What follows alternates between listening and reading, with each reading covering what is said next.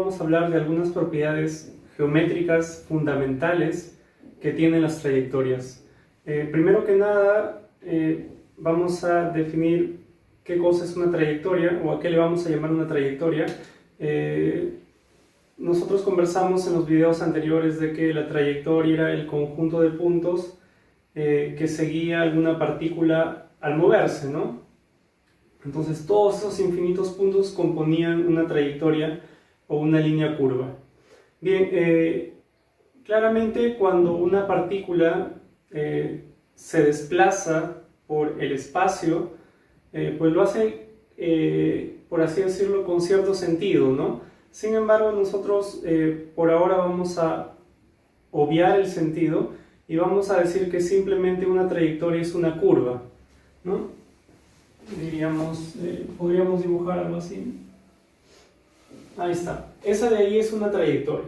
Entonces, por ahora, cuando hablemos de trayectoria, no le vamos a asignar ningún sentido. Luego podremos hablar de trayectoria orientada o decir que a la trayectoria le hemos asignado algún sentido, ¿no? Entonces yo podría decir, tengo esta trayectoria y ahora le voy a asignar ese sentido, ¿no? O a la misma trayectoria le podría luego asignar el sentido contrario. Entonces simplemente una trayectoria es una curva en el espacio al cual todavía no le hemos asignado ningún sentido. Bien, vamos a empezar entonces describiendo algunas propiedades que son generales a todas las trayectorias. Tenemos nosotros que siempre imaginar que las trayectorias son o están en tres dimensiones, o pueden ser de cualquier forma, ¿no? Por ponerlo de esa manera. Sin embargo, cuando hagamos algunos dibujos acá en la pizarra, pues estamos limitados por las dos dimensiones. Entonces, es necesario que siempre tratemos de imaginar que las figuritas o las curvas que podemos hacer acá en la pizarra y las propiedades que describamos, pues aplican para curvas que pueden tener cualquier forma, ¿no? Por ejemplo, puede tener esta forma de acá, ¿no? Es decir, cualquier forma que ustedes puedan imaginar. Lo que vamos a escribir son propiedades generales, no están limitadas a ciertas curvas, a cierto tipo de curvas que, por ejemplo, podría ser curvas que están contenidas en un plano, que serían un conjunto, un subconjunto del total de curvas, ¿no? Unas curvas especiales que están contenidas en el plano. No nos vamos a limitar, vamos a tratar de imaginar siempre, aunque quizá no se represente tan bien en dos dimensiones en la pizarra, vamos a tratar de imaginar siempre que estamos en tres dimensiones, ¿correcto? Así que pueden imaginar ustedes cualquier curva de cualquier forma. Bien, la primera propiedad que vamos a describir es la llamada tangente. Recta tangente de una trayectoria en cierto punto. Vamos a dibujar por acá una trayectoria cualquiera y vamos a enfocarnos en un punto de esa trayectoria. Por ejemplo, el punto que está acá, al cual le vamos a poner un nombre P sub 0. Bien, ahora vamos a coger algún otro punto de la trayectoria diferente a P sub 0, por ejemplo, este punto de acá, que le podemos llamar P. Vamos a ponerle P1. Y definidos dos puntos, pues se define una única recta, ¿no? Lo cual vamos a dibujar ahora.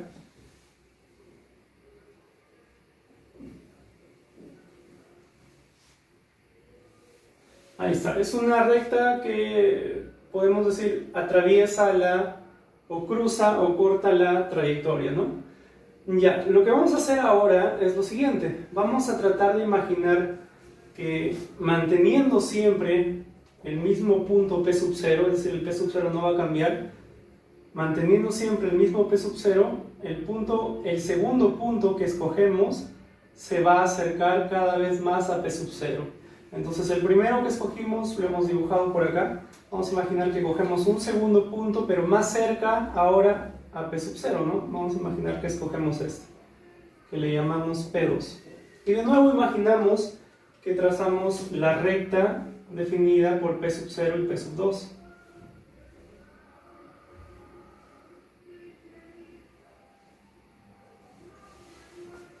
bueno, no salió tan recta, ¿no? Pero bueno, la recta definida por P sub 0 y P sub 2.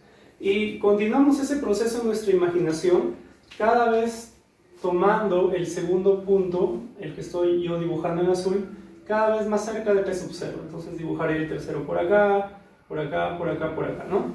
Entonces, conforme yo cambie de punto, cambie de segundo punto, porque el primer punto es siempre P sub 0, ¿correcto? Conforme cambie yo de segundo punto y cada vez más cerca a P sub 0, P1, P2, cada vez más cerca, pues esa recta definida por los dos puntos, por P sub 0 y por el segundo punto, pues va a ir cambiando, ¿no? Acá era así, luego es así, luego es así, luego es así.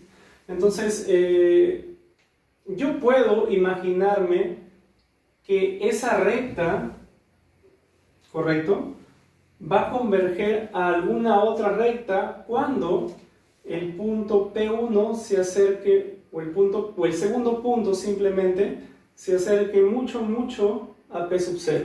Entonces, a esa recta, que le podemos llamar la recta límite, es la recta límite cuando el segundo punto tiende a P sub 0, a esa recta se le denomina recta tangente. Y para ser más específicos es la recta tangente a la trayectoria, o a la curva si quieren, en el punto P sub 0. Eso es muy importante, porque si ese P sub 0 lo hubiésemos cogido por otro lado, pues nos saldría otra cosa, ¿no? Entonces, repito, cojo un par de puntos, el primero de ellos siempre es P sub 0, define en ese par de puntos una recta, conforme el segundo punto se va acercando a P sub 0, esa recta va cambiando, y en el límite, esa recta convergerá a alguna recta, ¿no? Podemos imaginar que esa recta es así, luego es así, luego es así, luego es así, y va convergiendo a cierta recta, o si quieren también a cierta dirección. Entonces digo, la recta tangente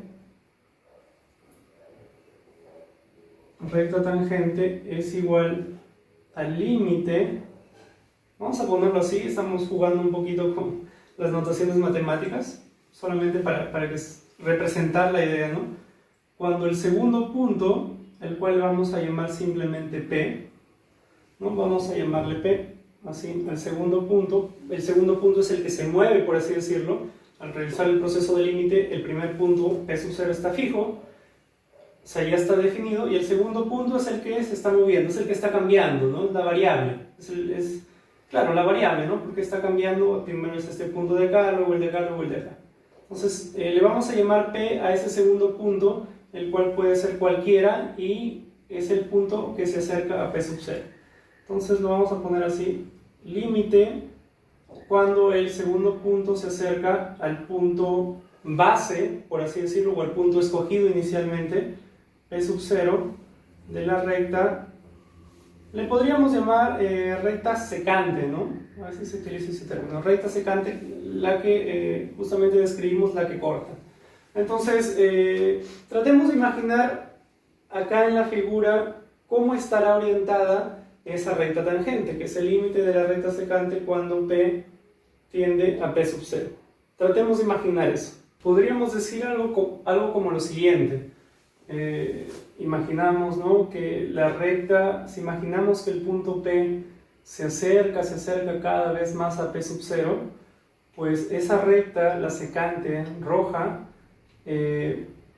pues es la recta que siempre une los dos puntos, ¿no? Y nos vamos a dar cuenta que cuando está muy cerca el punto P de P sub 0, pues esa recta secante justamente su orientación empieza a acercarse a lo que nosotros entendemos usualmente como algo tangente, ¿no? Y de ahí justamente por eso tiene ese nombre, ¿no? Es decir, algo que solamente toca la curva en un punto, ¿no? Y lo hace, y no solamente eso, sino que lo hace en la dirección de la curva, es decir, podemos decir esto, ¿no? La curva en cada uno de sus puntos tiene una, por así decirlo, dirección, ¿no? Por ejemplo, yo digo, acá, en este punto, la dirección de la curva es así, ¿no?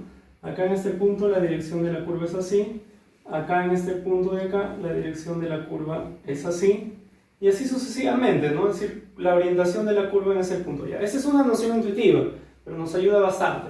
Entonces, acá nos damos cuenta que cuando el punto P se está acercando al P sub 0, pues esa recta secante la dirección de esa recta secante se va aproximando a lo que le estamos llamando dirección de la curva, ¿no? Y eso es justamente lo que se podría llamar, o lo que entendemos por algo tangente, ¿no? Algo tangente a una curva. Entonces, esa es la recta tangente. No olvidar que acá tendríamos que ponerle así, ¿no? Recta tangente en P sub 0. Vamos a dibujarla. Aproximadamente sería algo así, ¿no?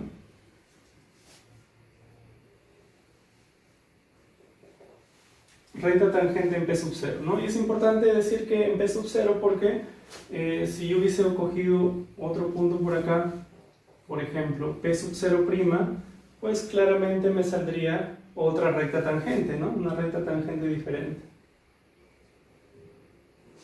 Esa de ahí. Entonces es la recta tangente a la curva en el punto P sub 0. ¿De acuerdo? Nuestro segundo elemento geométrico se denomina plano osculador. Es un plano. Y antes de definirlo, vamos a recordar lo siguiente. Una manera de definir un plano es a través de una recta y un punto. Es decir, si yo tengo una recta y tengo adicional a eso un punto que no pertenezca a esa recta, pues a partir de esos dos elementos geométricos puedo definir un plano, un único plano, ¿no? Entonces, por ejemplo, imaginen que tengo una recta que va así y tengo un punto por acá, pues existe un único plano que contiene a esa recta y a ese punto, ¿no? Ya está. Entonces, dicho eso, vamos a definir lo que se denomina plano osculador. Vamos a dibujar igual, o vamos a imaginar alguna curva o trayectoria cualquiera, y ahora vamos a coger un punto en el cual vamos a enfocar nuestra atención, el cual le vamos a poner el nombre P sub 0, y vamos a imaginar que ya encontramos, según este proceso de límite, la recta tangente. Vamos a dibujarla por aquí. Esa es la recta tangente a la curva en P sub 0. Bien, lo que hacemos ahora es algo parecido a lo que hicimos acá. Vamos a coger un punto en la curva, en cualquier lugar, ¿no? Un segundo punto al cual le podemos llamar P. Y decimos lo siguiente: el punto P con la recta tangente, en P sub 0 definen un único plano, ¿no? Entonces tratemos de imaginar ese plano. Ya, ahora digo, voy a imaginar que ese segundo punto P se acerca a P sub 0, ¿no? El P sub 0 es nuestro primer punto, el punto en el cual enfocamos nuestra atención.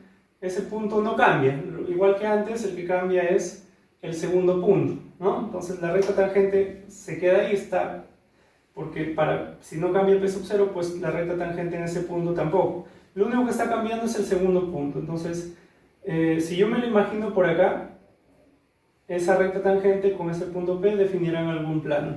Si ahora me imagino el punto más cerca de P sub 0, pues ese punto con la recta tangente definirán otro plano que en general va a ser diferente al anterior, ¿no? Entonces, esos planos que estamos imaginando, todos claramente contienen a la recta tangente, porque así lo estamos definiendo, ¿no? Entonces podemos imaginar como que ese plano como que va oscilando, ¿no? Es un plano, podríamos imaginar, que siempre contiene la recta tangente. Podríamos imaginar como que rota alrededor de la recta tangente, ¿no? Rota alrededor de la recta tangente y rota conforme ese punto P se va acercando a P sub 0, ¿no? Entonces, conforme P se acerca a P sub 0, el plano es así de repente en un momento, luego es así, luego es así, luego es así. Pero en el límite, es decir, cuando P se acerca mucho, mucho, mucho a P sub 0, ese plano va a converger a cierto plano, ¿no? ¿Sí? Conforme nos vamos acercando, el plano es así, es así, es así, es así, y converge a cierto plano. Ese plano de convergencia es llamado plano osculador. Entonces, vamos a escribir algo, vamos a tratar de escribir algo parecido a lo que está acá. Diríamos el plano osculador, igual que antes, en el punto P sub 0, porque si escogemos el punto P sub 0 en otro lugar, o si escogemos un punto P sub 0 diferente, pues nos saldrá otro plano, ¿no? Entonces es el plano osculador en el punto P sub 0 va a ser igual al límite cuando el punto P, el segundo punto, se acerca a P sub 0. ¿De cuál plano? Del plano definido por la recta tangente en P sub 0. Vamos a ponerlo acá. Plano definido por dos cosas. Abrimos paréntesis. La recta tangente en P sub 0 y el punto P. ¿Estamos? Entonces, P es nuestra variable, porque P está cambiando, ¿no? P se está acercando. Entonces yo digo, oye, hay un plano definido por esa cuestión, ese elemento que es variable, el punto, la recta tangente en P sub 0, que ya está fija, pues definida, ¿no? Recta tangente en P sub 0, es decir, definido el P sub 0, esa recta tangente ya está fija. Entonces, hay un plano definido por esos dos elementos geométricos. El de acá está cambiando, ¿no? Por tanto, ese plano está cambiando. Y en el límite es que ese plano converge a cierto plano. Y ese cierto plano es al cual nosotros llamamos plano osculador. Y le ponemos en P sub 0 porque depende del punto P sub 0 que cojamos. En otro punto P sub 0 diferente nos quedará otro plano. Ahora definiremos lo que se denomina círculo osculador. Igual vamos a dibujar una trayectoria cualquiera. Ahí está. Vamos a escoger un punto de esa trayectoria en el cual nos vamos a enfocar, P sub 0. Vamos a trazar la recta tangente en P sub 0, tal como lo vimos antes.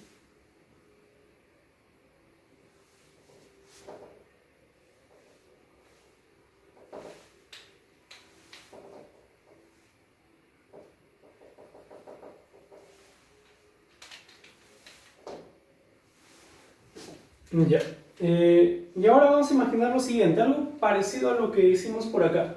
Vamos a imaginar que cogemos un segundo punto por acá, al cual llamamos P, y decimos lo siguiente, tal como vimos antes, P y la recta tangente en P sub 0 definen un único plano. Ya. Nos vamos a enfocar en ese plano, todavía no imaginen ningún proceso de límite ni nada. Simplemente decimos recta tangente en P sub 0, un segundo punto P, define un único plano, enfoquémonos en ese plano. Ya. En ese plano claramente está contenida esta recta, ¿no? Recta tangente y el punto P. Ya. En ese plano, el cual contiene a la recta tangente y al punto P, podemos definir un círculo de la siguiente manera. Podemos decir, ¿cuál es el círculo que está contenido en ese plano, que es tangente a la recta tangente y que además pasa por el punto P? ¿No? ¿Qué es tangente? Algo muy importante, ¿qué es tangente en P sub 0? ¿De acuerdo? Entonces, traten de imaginar el círculo que es tangente a la recta tangente y que lo es en el punto P sub 0 y que además pasa por el punto P. Entonces, primero tratemos de imaginar todos los círculos que son tangentes a la recta tangente y que además son tangentes en el punto P sub 0, ¿no? Porque, cuidado, yo puedo dibujar por acá un círculo así y decir, este círculo es tangente a la recta tangente, pero lo es en este punto que está acá. Yo quiero un círculo que sea tangente, primero que todo, sí o sí, que esté contenido en el plano definido por la recta tangente y el punto P. Eso es lo primero. En ese plano nada más estamos imaginando círculos. No estamos imaginando círculos en ningún otro lado. Solamente en ese plano. El plano definido por la recta tangente en P sub 0 y por el punto P. Ahí hay un único plano, solamente en ese plano imaginamos círculos. Entonces ahí podemos imaginar este círculo de acá, que sería un círculo que es tangente, la recta tangente a esta de acá, RT P sub 0, pero no lo es en el punto P sub 0. Queremos círculos que sean tangentes a la recta tangente, pero que lo sean en el punto P sub 0. Entonces podríamos imaginar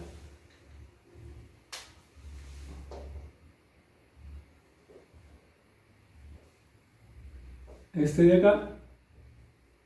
Podríamos imaginar uno más grandecito,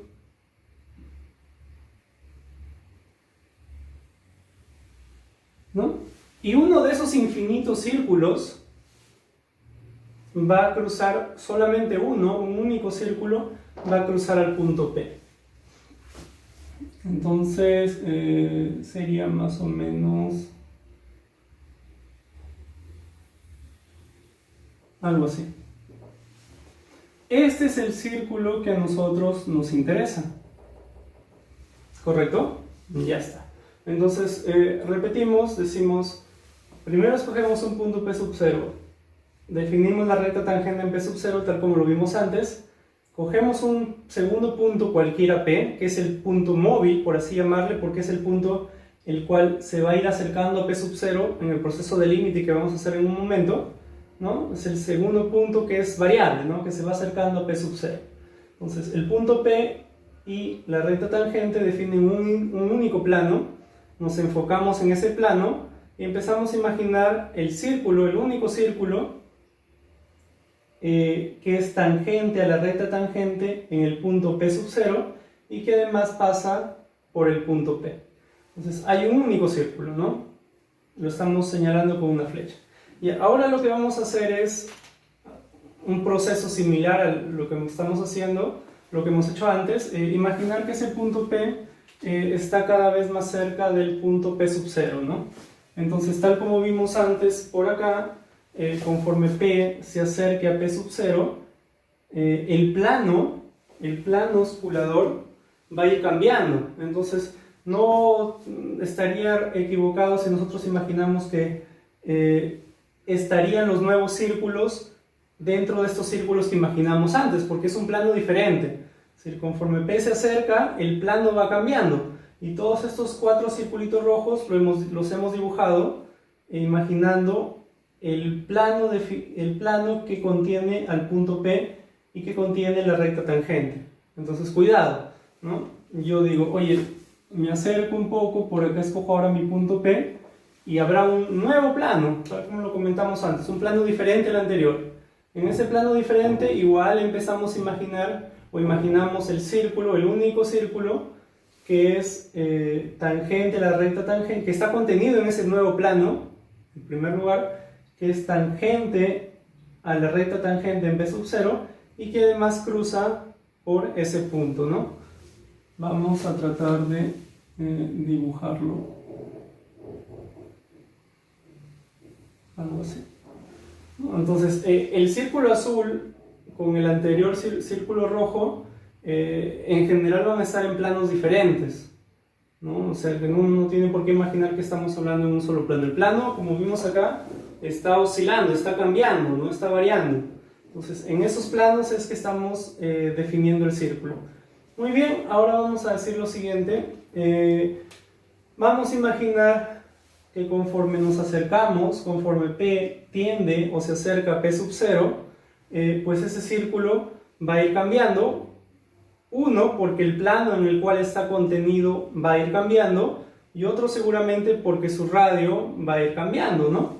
En general. Entonces definimos mediante límite lo que se denomina el círculo osculador. Vamos a decir, el círculo osculador en el punto P sub 0 va a ser igual al límite cuando el punto P se acerca o tiende a P sub 0, ¿de qué cosa?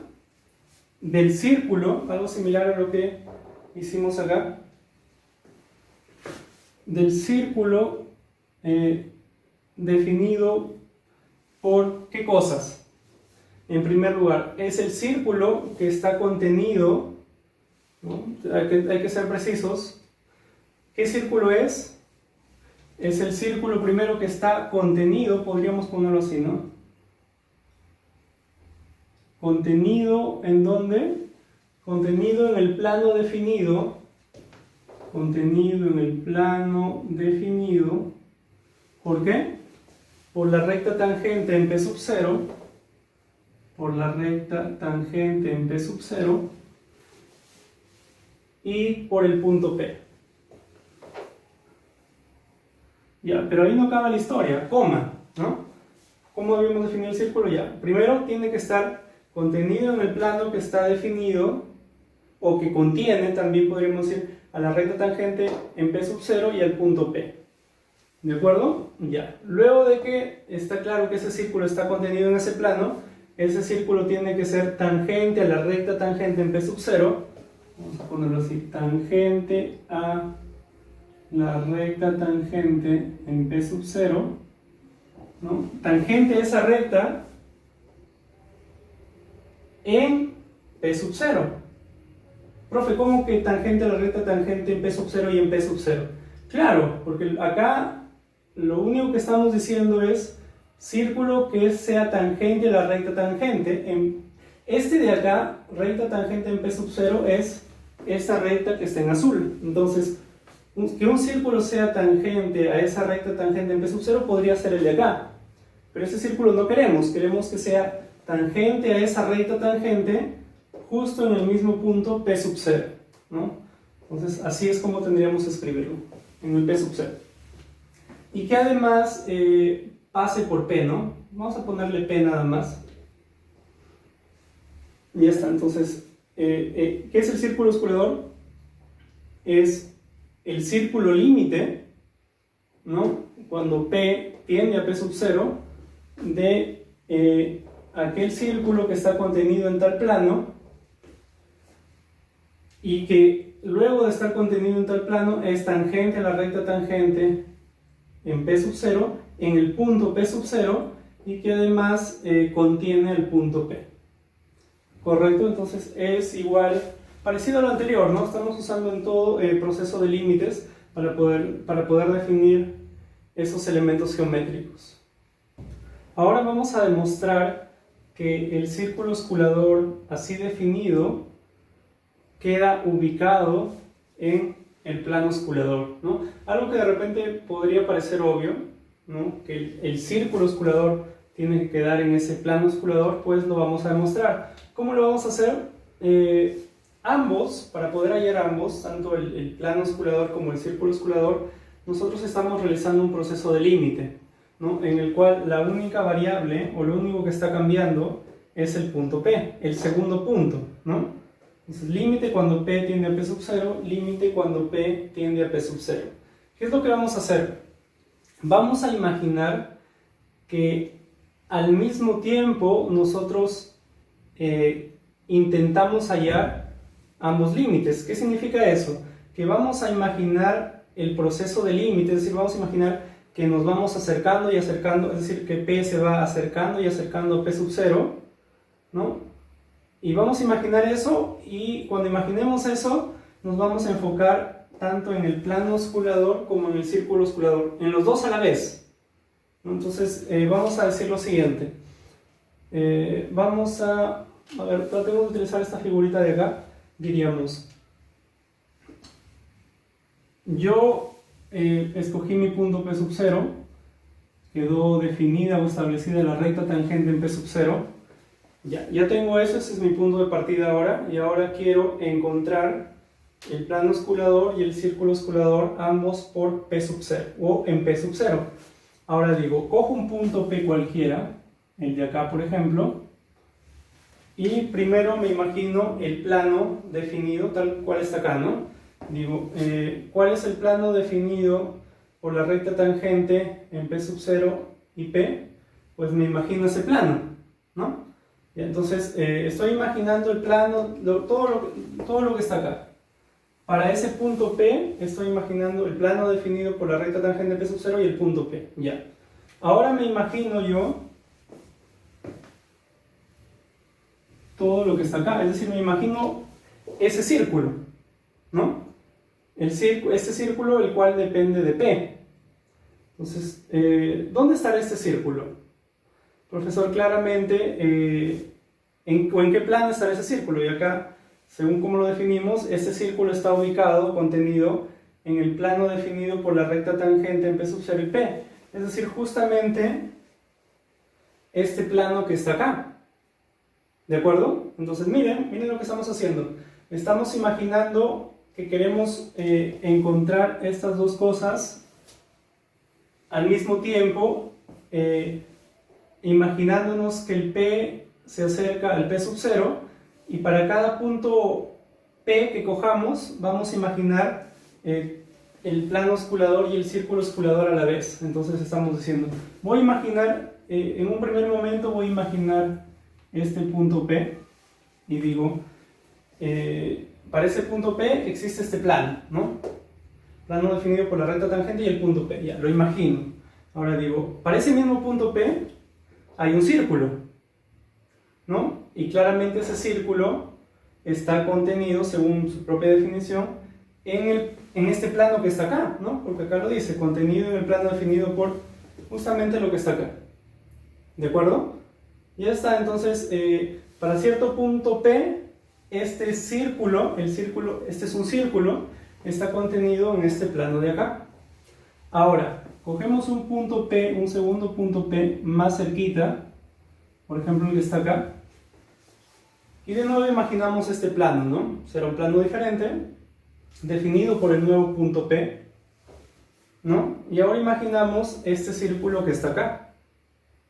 Claramente, por la misma definición, este círculo está contenido en este plano. ¿Sí? ¿Se dan cuenta de lo que queremos hacer? Estamos imaginando que P se acerca a P sub 0, ¿no? Y estamos, lo que se podría decir de esta manera, ¿no? Estamos imaginando el proceso de límite, estos dos procesos de límite, los estamos imaginando que ambos se acercan, ¿no? Que en ambos casos el punto P se acerca a P sub 0, por así decirlo, de la misma manera o al mismo ritmo, ¿no? Entonces, estamos imaginando siempre un punto P, para ese punto P imagino este plano y ese círculo. Para otro punto P más cerquita, imagino este plano y este círculo, ¿no? Y siempre, si el punto P es el mismo, si acá el punto P es el mismo y acá el punto P es el mismo, este círculo claramente estará contenido en este plano que está acá. Y eso va a ocurrir siempre, para cualquier punto P. Si el punto P de acá, que utilizo acá, es el mismo punto P que utilizo acá, este círculo está contenido en este plano.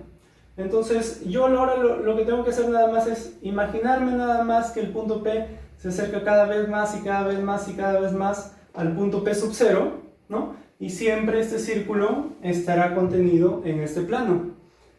En el límite de eso, pues el límite de este círculo quedará contenido en el límite de este plano, porque siempre para cualquier punto, este círculo estaba contenido en este plano, y cuando yo ya eso lo llevo al límite, el límite de este círculo estará contenido en el límite de este plano. Y el límite de este círculo, cuando P tiende a P sub 0, es el círculo osculador, y el límite de este plano, también cuando P tiende a P sub 0, es el plano osculador. Conclusión, el círculo osculador está contenido en el plano osculador. Ahora imaginemos lo siguiente: una trayectoria, escogemos un punto P sub 0, trazamos nuestra recta tangente en P sub 0,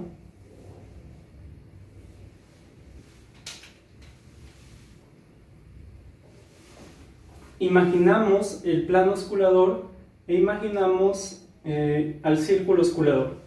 Vamos a dibujar ese círculo osculador. No tendría por qué verse en la pizarra como un círculo, recuerden que es una trayectoria cualquiera. Entonces un círculo visto de repente desde un ángulo inclinado pues se va a ver como una elipse, ¿no? Entonces no tendríamos por qué necesariamente dibujar acá un círculo.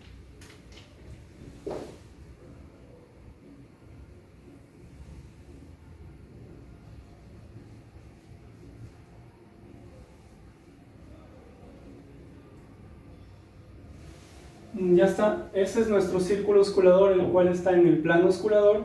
Ese círculo va a tener un centro, el cual vamos a dibujar por acá. Y el centro de ese círculo, del círculo osculador, con el punto P sub 0 van a definir una recta, ¿no? Esa recta es denominada normal principal.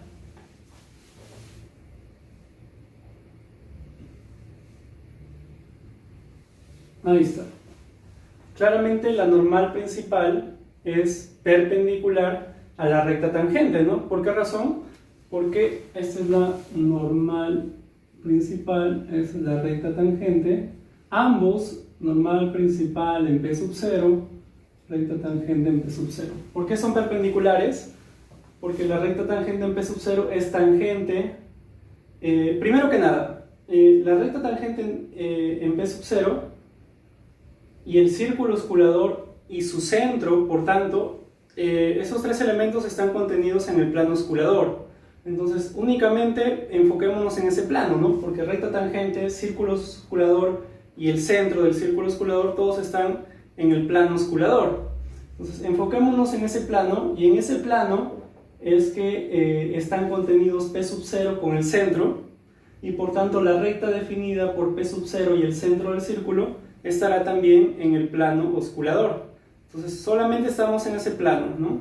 Ya, entonces en ese plano sabemos que en un círculo la tangente al círculo con el radio del círculo son perpendiculares, ¿no? Entonces claramente el radio del círculo está orientado con lo que estamos llamando normal principal, ¿no? Entonces acá sería, o habría un ángulo de 90 grados. ¿De acuerdo? Entonces, recta tangente en P sub 0, círculo osculador y normal principal en P sub 0, porque en otro punto saldría otra normal principal, todos están contenidos en el plano osculador. Entonces ya hemos podido definir hasta el momento dos rectas mutuamente perpendiculares que se cruzan en el punto P sub 0, ¿no? Dado un plano y dado un punto de ese plano, existe una única recta que sea perpendicular a ese plano y que a la vez cruce por ese punto. Ya, eso lo vamos a aplicar acá. Ese plano, el que mencionamos, es el plano osculador y el punto es el punto P sub 0. Entonces, primero, claramente, recta tangente, círculo osculador, normal principal, todos están en el plano osculador. Vamos a imaginar una recta que sea perpendicular al plano osculador y que pase por el punto P sub 0. A esa recta le vamos a poner el nombre de recta binormal. ¿Qué es la recta binormal? Es la recta que pasa por P sub 0 y que es perpendicular al plano osculador. Claramente, ya que la recta tangente y la recta normal ambas están en el plano osculador, pues la recta binormal será perpendicular a ambas. Entonces la recta binormal es perpendicular a la recta tangente y también es perpendicular a la normal principal, ¿no? Acá en esta figura sería de repente algo así, ¿no? En la dirección de mi plumón. Bueno, en la dirección... es una recta, ¿no? No tiene sentido, solamente dirección. Entonces ya hemos conseguido definir a partir del punto P sub 0 de la trayectoria tres rectas mutuamente perpendiculares entre sí. Recta tangente, recta normal principal, ambas contenidas en el plano osculador, y la tercera y última recta perpendicular a ambas rectas, perpendicular al plano osculador, la recta binormal. Todas ellas se intersectan en el punto P sub 0 y todas ellas están definidas para el punto P sub 0 que hayamos escogido. Si el punto P sub 0 lo hubiésemos cogido por otro lado, pues seguramente tendríamos una recta tangente diferente, una recta normal principal diferente, una recta binormal diferente. Vamos a definir ahora dos planos más. Ya habíamos definido uno, el plano osculador. Ahora vamos a definir un segundo plano de la siguiente manera. Es el plano que contiene a P sub 0 y que es perpendicular a la recta tangente. Es un único plano, ¿no? Acá tenemos la recta tangente, hay un plano, más o menos así, que contiene al punto P sub 0 y es perpendicular a dicha recta. Ya, ese plano es llamado plano normal. Entonces ya tenemos un segundo plano. Claramente ese plano, ¿no? Contiene a la binormal, ¿no? Porque justamente este plano, del cual el plano normal es perpendicular a la recta tangente, y por ser perpendicular a la recta tangente contiene todas las rectas que son perpendiculares a la recta tangente, es decir, contiene a la recta tanto a la normal principal como a la binormal, porque ambas son perpendiculares a la recta tangente, ¿no? Ya. El tercer plano que vamos a definir se llama plano rectificante, y es el plano que contiene o cruza a P sub 0 y que es perpendicular a la normal principal, ¿no? Entonces sería algo más o menos así, ¿no? Algo más o menos así. Plano que contiene a P sub 0 o que cruza P sub 0 y que es perpendicular a la normal principal, ¿no? Y por tanto, ya que es perpendicular a la normal principal, ese plano, el plano rectificante, contiene tanto a la recta tangente como a la recta binormal, porque ambas son perpendiculares con la normal principal. Mediante esta figura vamos a tratar de representar todos los elementos vistos anteriormente. Bien, esto que estoy señalando yo es justamente mi trayectoria, ¿de acuerdo? Y en esta trayectoria estoy escogiendo un punto, mi punto P sub 0, que es el de acá, P sub 0. Y lo primero que vamos a identificar es la recta tangente. Recta tangente a la trayectoria en el punto P sub 0, tal cual lo vimos antes, ¿no? Para propósitos de lo que vamos a hacer ahorita, solamente estoy dibujando, por así decirlo, un lado de esa recta tangente, que es este segmento que está acá. Entonces, ese segmento es el que pertenece a la recta tangente, ¿no? Claramente estaría también para acá, así, ¿no? Pero yo no lo estoy dibujando para no complicar un poquito más esta gráfica. Entonces, este segmento que está acá es el que representa la recta tangente o el que pertenece a la recta tangente, ¿no? Entonces, vamos a poner, esta sería la recta tangente. Bien, luego de la recta tangente definimos nosotros el plano osculador, el cual sería el que en esta gráfica está por acá, ¿no? Definido o representado por este rectángulo que está acá.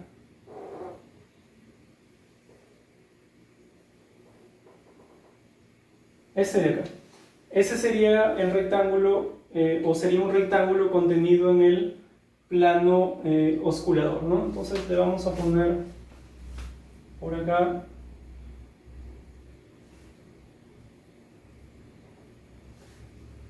este de acá, sería el plano osculador. Ya, el plano osculador contenía tanto a la recta tangente como la recta normal, ¿no? ¿Cuál era la recta normal? Era aquella definida a partir de P sub 0 y del centro del círculo osculador, el cual claramente estaba en el plano osculador, ¿no? Entonces, este es el plano osculador. El círculo osculador pues está contenido en ese plano, ¿no? Está contenido en ese plano. Su centro está justamente ubicado en la recta normal, ¿no? Porque justamente así se definió la recta normal, la normal principal. Entonces, esta de acá sería la recta normal principal, ¿no? Y en algún punto de esa normal principal, por definición de la normal principal, pues está el círculo el centro del círculo osculador, ¿no? Ya, entonces no vamos a dibujarlo para no complicar más esta figura. Este es el plano osculador, en ese plano está el círculo, el centro del círculo podría estar de repente, imaginemos que está por acá, ¿no? Ahí estaría el círculo osculador contenido en el plano osculador. Ya está, entonces tenemos recta tangente por acá, normal principal, y la tercera recta era la binormal, ¿no? Que era la recta perpendicular al plano osculador, es decir, perpendicular a este plano que está acá. Y es justamente esta recta que está acá, ¿no? Esta recta que está acá. Esa sería la recta binormal. Bien, ya tenemos nuestras tres rectas, tangente, normal, vamos a ponerle T nada más, tangente, normal principal y binormal. Y también ya identificamos el plano osculador y había otros dos planos, ¿no? El plano normal, que es aquel que pasa por P sub 0 y es perpendicular a la recta tangente, y justamente sería el plano que acá está marcado en rojo, ¿no? Este plano que está acá es el plano normal o perpendicular a la recta tangente que pasa por P sub 0, y ese plano es llamado plano normal.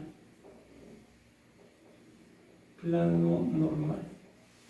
Y nuestro tercer plano, el plano rectificante, es aquel plano que también contiene a P sub 0, pero que es perpendicular a la normal principal. Justamente lo que hemos marcado acá en azul, ¿no?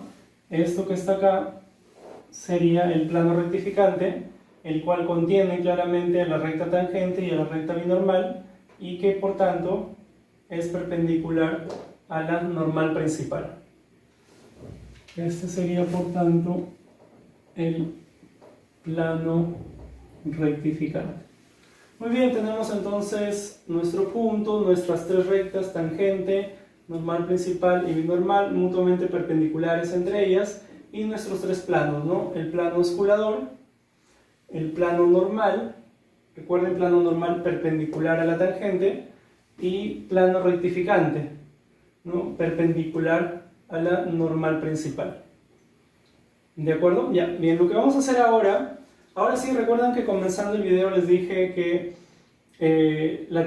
todavía no le íbamos a incluir un sentido a la trayectoria, ¿no? Ya, entonces ahora es el momento ya de darle un sentido a la trayectoria. Si ustedes se han dado cuenta, no hemos necesitado nosotros para definir todos esos elementos establecer ningún sentido, ¿no?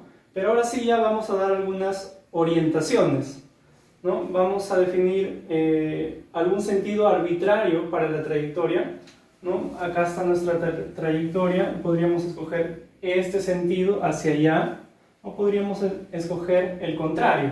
Vamos a imaginar para este ejemplo que escogemos este sentido, ¿de acuerdo?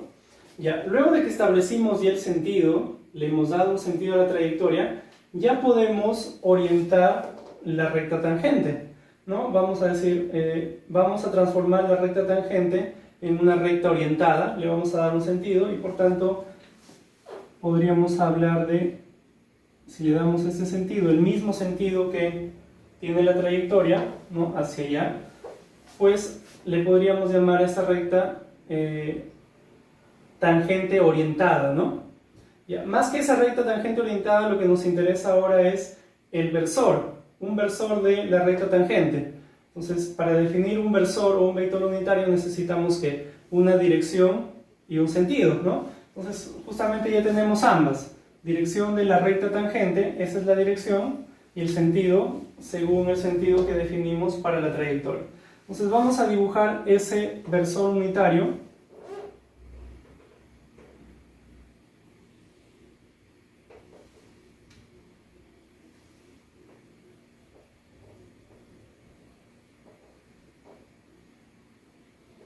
Ahí está. Y le vamos a poner este nombre, ¿no? Versor tangente. Ese sería nuestro versor tangente. Recuerden, para poder definir el versor tangente no nos basta con la recta tangente, sino que necesitamos haber asignado de manera arbitraria algún sentido a la trayectoria. Ya está.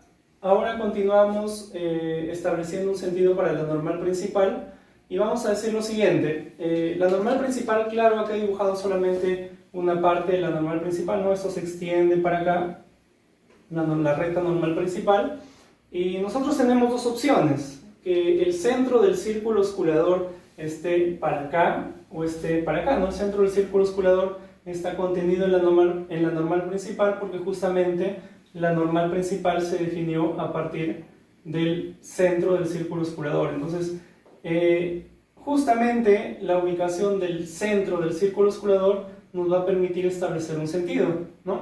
Entonces, podría estar de este lado, el centro podría estar del otro lado, ¿no? Claramente, según la gráfica, como se ve curvada así, ¿no? Pues el círculo, si nosotros tratamos de imaginar o recordar el proceso de creación o de construcción del círculo osculador, vamos a hacerlo por acá. Vamos a imaginar, por simplicidad, una curva plana, esta de acá, ¿no? Este va a ser nuestro P sub 0, y vamos a imaginar que con un punto P nos acercamos, ¿no? Entonces, por ejemplo, un círculo para el punto P podría ser, creo que esta curva no ayuda mucho, vamos a hacer otra. Ahí está. Ya, cogemos este punto P sub 0 y vamos cogiendo un punto P, ¿no? Y nos van quedando círculos, pero son círculos que que son tangentes a la recta tangente y están claramente contenidos en el plano definido por la recta tangente y el punto P, tienen que contener al punto P. Entonces, claramente, así como está dibujado acá, el círculo osculador tiene que estar...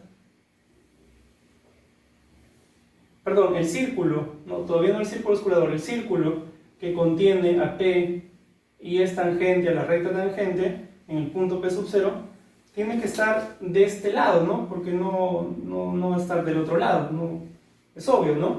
Porque la curva es así, es decir, el punto P que estamos cogiendo está para acá, para este lado de la recta tangente, ¿no? Miren, acá está la recta tangente. Para el lado de acá es que está el punto, por eso es que el círculo me queda de este lado. Si el punto estuviese para el otro lado, pues el círculo me quedaría del otro lado, ¿no? Entonces, algo más o menos obvio, lo estamos tratando de ahorita precisar un poco más, es que el círculo osculador, el círculo límite, nos va a quedar justamente, por así decirlo, del lado de la curva, ¿no? Entonces, si acá la curva es así, pues correspondería que para esta gráfica el círculo esté del lado de acá, ¿no? Es decir, el centro de ese círculo esté en algún punto de este lado de la normal principal. Vamos a imaginar que está por acá. Centro del círculo osculador. ¿De acuerdo? Ya, entonces, teniendo esto ya fácilmente podemos asignar un sentido para la normal principal. Igual definimos un versor. Definimos el versor normal, el cual tiene la dirección de la normal principal y tiene el sentido que va de P sub 0 hacia C, ¿no? Es decir,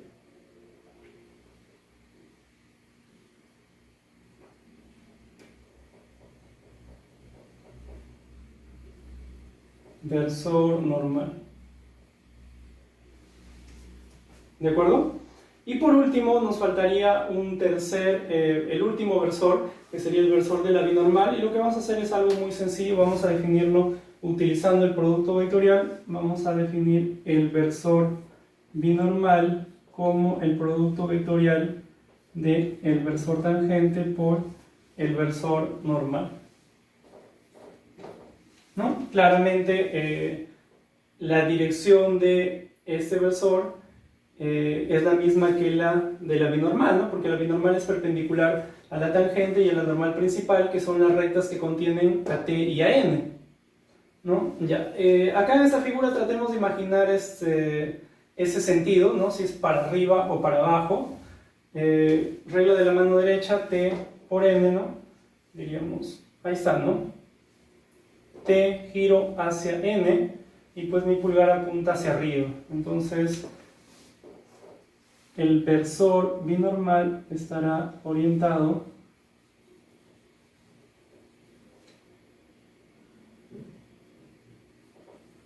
hacia arriba. Bien, a este conjunto de tres versores, T, N y B, versor tangente, versor normal y versor binormal, se le conoce como triedro, ¿no? Entonces sería el triedro en P sub 0, ¿no? Recuerden que todo es en P sub 0, porque si escojo en vez de este punto como mi P sub 0, lo escojo otro, me salen otras cosas. Otros versores diferentes, otras rectas diferentes, otros planos diferentes. Entonces, este sería el triedro a ese conjunto de esos tres versores T, N y B se le denomina triedro, sería el triedro en P sub 0, ¿no? Triedro en P sub 0. Si yo escojo otro punto, ¿no? Por ejemplo, si yo escojo, digamos, este punto de acá, en vez de P sub 0 le llamo, por ejemplo, P sub 0', igual realizo el mismo proceso de hallar la recta tangente, el plano explorador, todo eso, pues tendré por acá también su correspondiente versor tangente, prima le voy a poner porque estamos en otro punto, tendrá su versor normal y tendrá seguro su versor, vamos a hacerlo un poquito más allá.